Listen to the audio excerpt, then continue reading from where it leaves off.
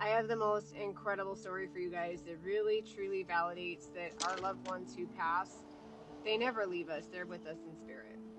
Now this is a story with my dad who's in spirit. He passed in 2020 and he has been with me every single day. I have experiences with him, and this experience that I had yesterday, I'm speechless.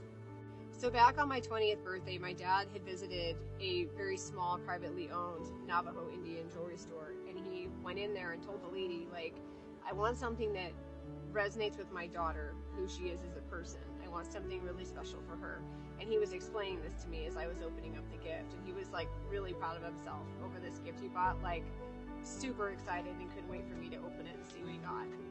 And so the woman explained a couple different things like spirit animals and stuff like that, and my dad was like, nah, you know, and he was kind of back and forth. And so she explained, you know, the feather in the Navajo beliefs is a symbol of strength and a symbol of integrity, and like standing in your power, having courage. So my dad was like, that's it. That's what I want to get for my daughter. So he's telling me this, and he's really excited. So he got me a sterling silver feather pendant with a matching ring.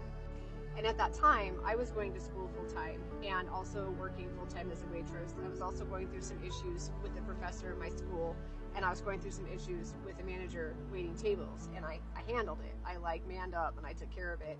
And so my dad was really proud of that. So when he gave me my pendant, my ring, he was like telling me, he's like, I'm so proud of you. You know, you work so hard, you're going to school, you're paying your way. And it just really meant a lot because it was a really hard time. And I was pretty much by myself, just doing my thing because of things that were going on, like with my parents. So I was kind of on my own, and it really meant a lot to know that my dad did notice, and knowing that he was proud of me, it really meant a lot. It was a really special moment. Well, what happened was a year later, I ended up moving and going to college, and due to a lot of circumstances that were going on at that time, one being that my mom left my dad and just vanished. She didn't talk to any of us. I didn't talk to my mom for almost a year because she just disappeared. I decided to go ahead and pursue my education and move and go to Michigan State. So when I packed, I left a box and it had the feather pendant in it, but I did take the ring with me. And ever since that day till forever, I think about that pendant all the time, and I have regretted leaving it behind. It's one thing I never was able to get over.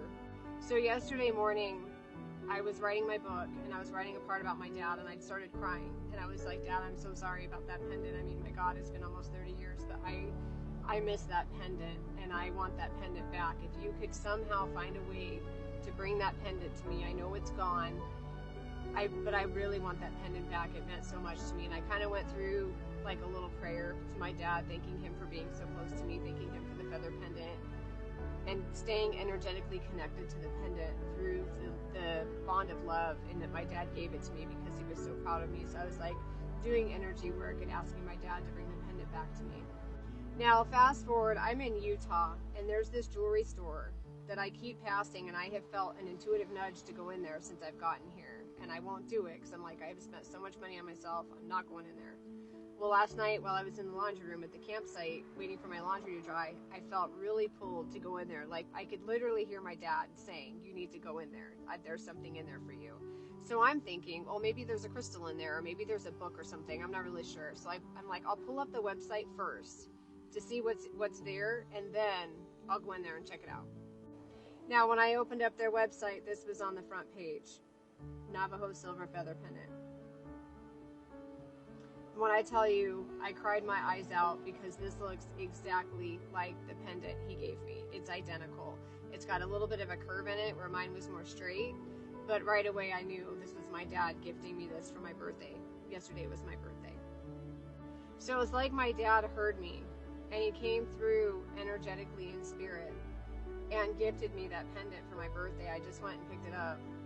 So I just want to thank my dad for always being there for me. It's pretty wild, right? So when you feel like someone in spirit, if you have a loved one in spirit, talk to them. They feel you. Pray to them.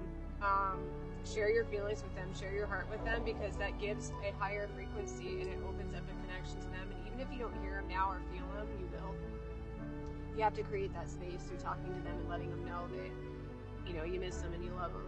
And be raw with your heart and your feelings. But yeah, I got my pendant back. So I had to share this because it's incredible how that all transpired.